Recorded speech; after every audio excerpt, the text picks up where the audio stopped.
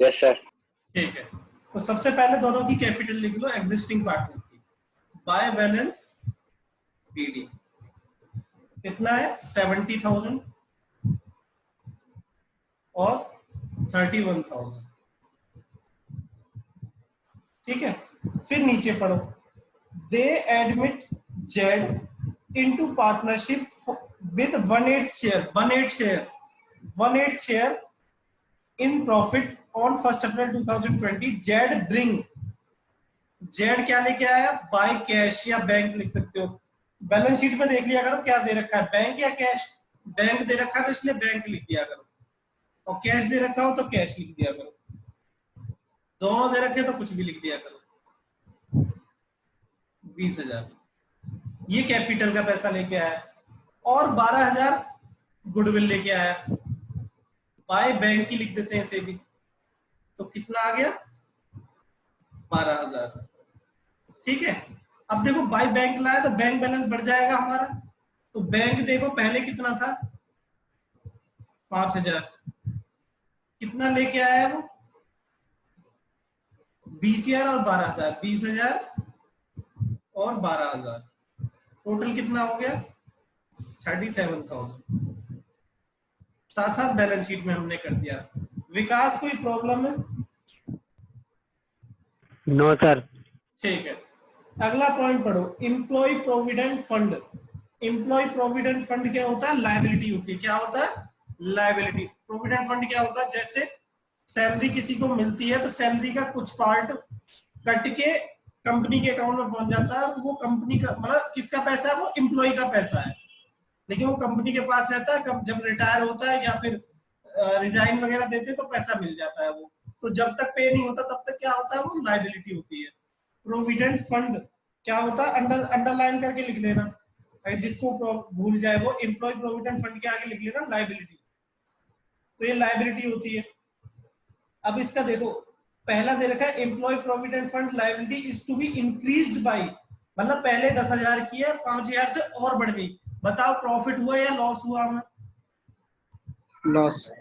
Loss, तो इधर लिख दे employ provident fund. Employ provident fund कितना है 5,000 से बढ़ गया, तो 5,000 का लॉस हो गया। और अब प्रोविडेंट एम्प्लॉय प्रोविडेंट फंड कितने का हो गया, एम्प्लॉय पीएफ, सुना होगा तुमने पीएफ कट रहा है मेरा ऐसे समथिंग कुछ। तो पहले कितने का 10 का था, 5 का बढ़ गया तो कितना हो गया 15,000। ये लिख सकते हो, दिखाना है तो दिखा देना, 10,000 प्लस में 5,000। पीयूष तुम्हें कोई प्रॉब्लम है? No sir. ठीक है, इसके बाद आगे पढ़ो, ऑल डेटर्स आर गुड। हमने एस्टिमेट बनाया था कि 600 रुपए डूब जाएंगे, अब पता चला कि सारे सारे अच्छे डेटर है, मतलब 600 रुपए नहीं डूबेंगे। बताओ प्रॉफिट हुआ लॉस हुआ? कितने का 600 रुपए का। तो जो प्रोविजन बना था उसको रिवर्सल कर दो, उसका प्रोविजन फॉर बैड डेट लिख देना, या इसको क्या लिख देना, डेटर लिख देना। 600 रुपए रिवर्सल हो गए, मतलब प्रोविजन बनाना ही नहीं था। पहले हमने 600 रुपए का प्रोविजन बना रखा था, नीचे लिखा है सारे डेटर गुड है, मतलब कोई प्रोविजन की जरूरत नहीं है, तो हमारा फायदा हो गया ना। तो बताओ अब डेटर कितने के रह गए, 600 नहीं घटेंगे, डायरेक्ट 20,000 के होंगे। फिर विकास तुम बताओ कोई प्रॉब्लम है इसमें? No sir. देखो हार्ड तो नहीं लग रहा ना ये? नो सर, हार्ड नहीं।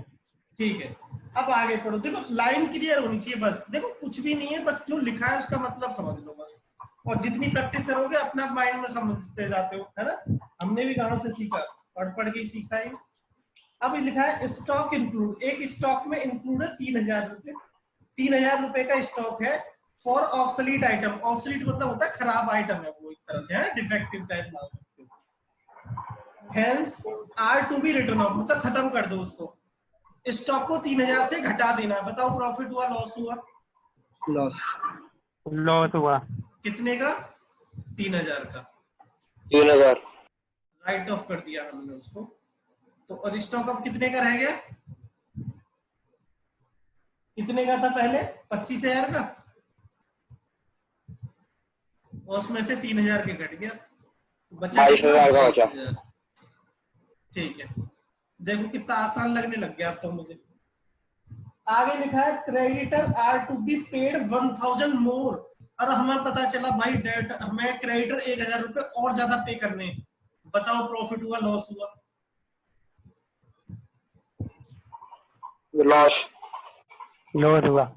1000 रुपए से हमारे लॉस हो गया कि भैया 1000 रुपए और पे करने क्रेडिटर को। और पे करना है। अभी कितने पे करने थे बताना? 15,000। 15,000। लेकिन 15,000 में 1000 जोड़ देंगे भैया, 16,000 रुपए पे करने हैं हमें।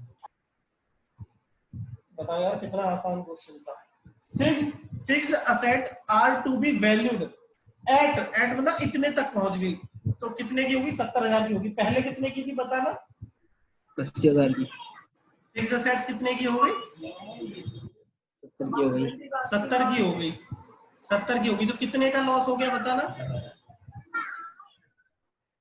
कितने का लॉस हो गया? 10,000 रुपए का फिक्स्ड असेट। विकास ये समझ में आया? Yes sir. ठीक है, 80,000 वाली चीज 70 की हो गई है तो 10,000 रुपए का लॉस हो गया।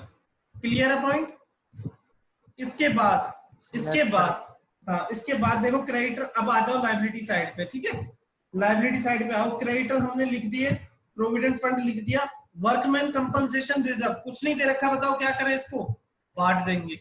मैंने लिखा हुआ है वहां पर वर्कमैन कंपनसेशन रिजर्व, कोई भी रिजर्व होता बांट देते हैं। बट अगर इसके अगेंस्ट कोई लायबिलिटी मतलब कोई क्लेम होता ना, क्लेम, मैंने बताया था वर्कमैन कंपनसेशन क्या होता है कि वो एम्प्लॉय को कंपनसेट करने के लिए होता है। अब कोई कंपनसेशन है ही नहीं, किसी की चोट लगी नहीं तो हमें पैसा देना ही नहीं है, तो सारा पैसा किस में बढ़ जाएगा? पार्टनर में। और कौन से पार्टनर में? सब में या ओल्ड में? ओल्ड वाले में।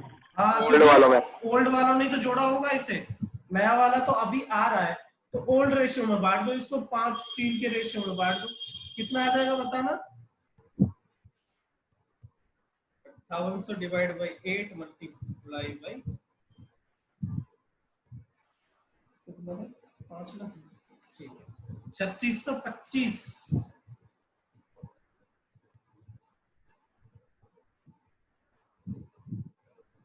2175। कोई प्रॉब्लम है? No sir. 2175। ठीक है, इसके बाद बस ये काम खत्म। हाँ, इधर साइड वाले तो काम खत्म हो गया। अब आ जाओ बैंक पे। बैंक हम कर चुके हैं, डेट हम कर चुके हैं, स्टॉक कर चुके हैं, और फिक्स असेट्स कर चुके हैं। जो प्रॉफिट एंड लॉस होता है वो भी तो प्रॉफिट होता है। प्रॉफिट एंड लॉस, प्रॉफिट कब होता है? जब क्रेडिट साइड में दे रखा, मतलब लायबिलिटी साइड में दे रखा हो, क्योंकि सारे प्रॉफिट इधर ही आते हैं, कैपिटल में जुड़ते हैं। अगर असेट साइड में दे रखा हो तो वो क्या है? लॉस। तो लॉस किस साइड बटेगा? पी एंड एल अकाउंट में। 5:3 के रेशियो में इसको भी बांट दो। डिवाइड बाई 8 मल्टीप्लाई बाई 5, 1500, और कितना आएगा? 900। बताओ ये किस किस को समझ में आया अभी तक क्वेश्चन? यस सर आ गया। अगर असेट है तो वो असेट साइड में दे रखा तो लॉस है तो डेबिट साइड में आएगा, और क्रेडिट साइड में, वो लायबिलिटी साइड में दे रखा तो इस साइड आ जाता। ठीक है, क्योंकि वो प्रॉफिट होता है। सर जी एक वर्कमैन कंपनसेशन का बताना। वर्कमैन कंपनसेशन क्या होता है मैं बताता हूँ। वर्कमैन कंपनसेशन होता है कि एम्प्लॉय अगर वहां पर जो एम्प्लॉय काम कर रहे होते हैं उनको जो चोट लगती है, उनको चोट लग जाए, किसी को कोई प्रॉब्लम हो जाए या बीमारी हो जाए, कोई है ना, कोई ऐसा प्रोसेसिंग का काम है जिससे बीमारी हो जाती है, उनको कंपनसेट करने के लिए पार्टनर लोग क्या करते हैं? एक फंड बना लेते हैं कि ये पैसा हम अगर किसी को चोट लगेगी तो दे देंगे, अदरवाइज हमारा पैसा हम में बढ़ जाएगा।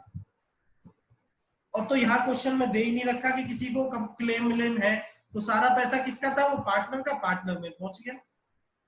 ठीक है, अगर मान लो डब्बे में पैसा होता 1 लाख रुपए, 1 लाख रुपए, मान लो 40,000 रुपए बोलते कि भैया क्लेम देना पड़ेगा इतना, तो बढ़ता कितना फिर? 60,000 बढ़ जाता फिर आपस में। क्लियर है पॉइंट? आगे आएंगे ऐसे क्वेश्चन, आगे आएंगे जब और क्लियर होगा। अभी मैंने रिजर्व को बांट दिया, P&L को इधर बांट दिया, ठीक है। अब काम खत्म हो गया, अब आ गया, अब इसे बंद कर लोगे, इसे बंद करो, बताओ किस साइड का टोटल ज्यादा, यही ज्यादा है ना। कितना है, जो कितना है टोटल, ये 9 और 19,000 और बाय लॉस, बताओ कितने का लॉस आया, 18,400। 18,400। एक्स और वाई में बांट दो, किस रेशियो में बटेगा, 5:3 में।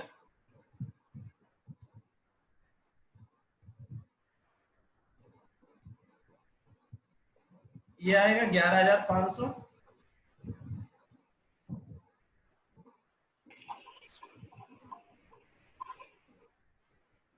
ये 6,900।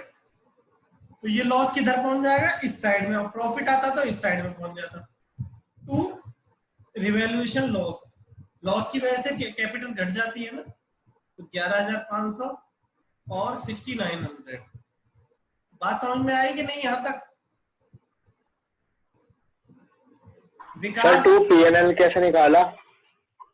ये P&L, अरे Yes, ये sir. जैसे प्रॉफिट बट रहा है आपस में प्रॉफिट शेयरिंग रेशियो में, ऐसी लॉस भी बटेंगे। ये लॉस होता है ना डेबिट, देखो सुनो, मैं बताता हूँ। यहाँ जैसे मान लो ये पूरे साल चल रहा था, पूरा साल नहीं मतलब पूरे लाइफ टाइम था ये, मतलब लाइफ चल रही थी बिजनेस की, यहाँ तक तो ओल्ड पार्टनर थे, यहाँ से एक और नया आ गया, तो अब का सेटलमेंट कर रहा है कि आज तक के जो प्रॉफिट और लॉस होंगे ना, सारे प्रॉफिट या लॉस आपस में बांट लेंगे। कौन बांट लेंगे, ओल्ड पार्टनर बांटेंगे आपस में। तो प्रॉफिट तो बढ़ गया, प्रॉफिट का मतलब रिजर्व्स वगैरह, और लॉस क्या होता है, लॉस डेफर्ड रेवेन्यू एक्सपेंडिचर या P&L अकाउंट दे रखा होगा। मैंने ना सबसे पहले एक बैलेंस शीट बनाई थी, सबसे पहले पेज पे बैलेंस शीट होगी, देखो एक बार, सबसे पहले पेज पे एक बैलेंस शीट बनाई थी, जल्दी आओ। जब ये चैप्टर स्टार्ट हुआ था पहले पेज पे बैलेंस शीट बनाई थी, जल्दी खोलो। यस सर, बनाइए। उसमें देखना डेफर्ड रेवेन्यू एक्सपेंडिचर और P&L अकाउंट डेबिट, क्या लिखा है उसे राउंड करके मैंने, ट्रांसफर टू कैपिटल अकाउंट। हाँ कैपिटल अकाउंट में ट्रांसफर कर देते हैं, इन प्रॉफिट शेयरिंग रेशियो लिख देना वहां पर, ठीक है। प्रॉफिट शेयरिंग रेशियो में बढ़ जाता है। ऐसे ही वहां पे देखो रिजर्व वगैरह के बारे में भी लिखा होगा, रिजर्व सारे इधर बढ़ जाते हैं, और जो लॉस होता है वो इस साइड आ जाते हैं, क्योंकि कैपिटल लॉस से घट जाती है, प्रॉफिट से बढ़ जाती है, बस। और अगर यही P&L अकाउंट यहाँ क्रेडिट साइड में दे रखा होता ना, तो ये फिर इस साइड आता, क्योंकि फिर वो प्रॉफिट होता। लॉस को हम एसेट साइड में लिख देते हैं, या कैपिटल में से माइनस कर दो। अच्छा सुनो, नेट प्रॉफिट आता था Piyush, yes sir. Net profit आता कैपिटल में ऐड कर देते थे हम, ठीक है। Yes sir. तो मैं कैपिटल में ऐड नहीं कर रहा, वहीं लिख रहा हूँ P&L अकाउंट कैपिटल के नीचे। कोई दिक्कत है कोई? सर भाई दोबारा बोलना। मैं ये कह रहा था जो नेट प्रॉफिट आता था, देखो ये नेट प्रॉफिट आता था, मैं क्या करता था उसका ट्रीटमेंट बताओ। कैपिटल आती थी, मैं कैपिटल प्लस कर देते, प्लस नहीं कर रहा, मैं कैपिटल को अलग लिख रहा हूं मैं, और P&L अकाउंट को अलग लिख रहा हूं। कोई प्रॉब्लम है? नहीं सर। नहीं। ऐसे ही तो इसका मतलब ये क्रेडिट साइड वाला क्या है, ये प्रॉफिट है। ऐसे ही जब लॉस आता था मैं क्या करता था, उसमें से माइनस करता था। माइनस, तो माइनस ना yes, करके sir. मैं कैपिटल को पूरा लिख रहा हूँ और उसको असेट साइड में लिख देता हूँ। कोई प्रॉब्लम है? तब भी बैलेंस शीट मैच है। Yes sir. यहाँ से माइनस ना करके असेट साइड में लिख दिया, क्या हो गया, है तो ये लॉस ही। Yes sir. तो ये डिस्ट्रीब्यूट होगा या नहीं पार्टनर में? होगा सर। और ये भी डिस्ट्रीब्यूट होगा, तो वही कर रहा हूँ मैं भी, ठीक है। Okay sir, okay. अब यस समझ सर, में आ यस गया? सर। तो मैंने ऐसे Yes, लॉस sir. को बांट दिया, ठीक है, दोनों क्योंकि सबका है वो आपस में बांट के दोनों में ओल्ड पार्टनर में। अब आगे पढ़ो, आगे क्या लिखा हुआ है, अब देखो। अब इसे प्रॉफिट यहाँ ट्रांसफर कर दिया। अब गुडविल का ट्रीटमेंट देखो, पूरा क्वेश्चन हो चुका है, बस एक गुडविल का ट्रीटमेंट रह गया है, बस एक गुडविल का ट्रीटमेंट रह गया है। तो गुडविल का ट्रीटमेंट कैसे करोगे, देखो वर्किंग नोट बना लो, ये तो छोटा सा ही है, इसमें वर्किंग नोट बना लो।